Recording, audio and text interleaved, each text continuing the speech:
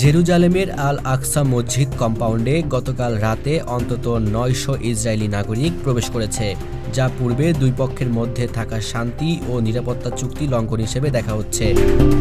স্থানীয় ফিলিস্তিনি সূত্র ও নিরাপত্তা সংস্থা জানাচ্ছে, এই প্রবেশ অভিযান সম্পূর্ণভাবে সামরিক ও নিরাপত্তা বাহিনী কর্তৃক নিয়ন্ত্রিত ছিল এবং এতে মুসলিম উপাসকরা গুরুতর আতঙ্কে পড়েছেন।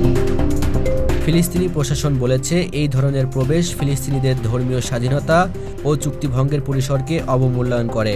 এটি দীর্ঘদিনের উত্তেজনাকে আরও বাড়িয়ে দিয়েছে। মসজিদ কম্পাউন্ডে প্রবেশকালে নিরাপত্তা বাহিনী সহ উগ্র ইসরায়েলি উভয়ই উপস্থিত ছিল, যা পরিস্থিতিকে আরও অস্থিতিশীল করেছে।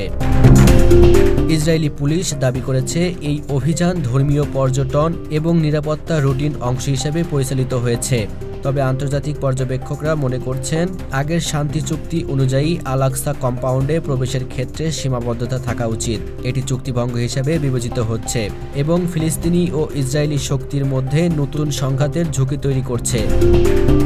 বিশ্লেষকরা বলছেন, এই ধরনের ঘটনা ইসরায়েল ফিলিস্তিন সংঘাতকে আরও তীব্র করতে পারে। আল আকসা মসজিদ কম্পাউন্ডকে কেন্দ্র করে ধর্মীয় ও রাজনৈতিক উত্তেজনা দ্রুত ছড়িয়ে পড়ে, যা সাম্প্রতিক সময়ে সংঘর্ষের অন্যতম কেন্দ্রবিন্দু হিসেবে কাজ করছে। ফিলিস্তিনি নেতৃত্ব এবং ধর্মীয় নেতারা আন্তর্জাতিক সম্প্রদায়কে সতর্ক করেছেন।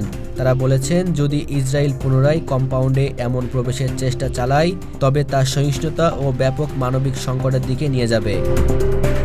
আল আকসা মসজিদ কম্পাউন্ডে ৯০০ ইসরায়েলি প্রবেশ শান্তি চুক্তি ভঙ্গের প্রমাণ দিয়েছে। এটি ধর্মীয় ও রাজনৈতিক উত্তেজনা বাড়াচ্ছে, ফিলিস্তিনি জনগণের মধ্যে ক্রোধ সৃষ্টি করেছে এবং আন্তর্জাতিক সম্প্রদায়ের জন্য নতুন কূটনৈতিক ও নিরাপত্তা চ্যালেঞ্জ হয়ে দাঁড়িয়েছে।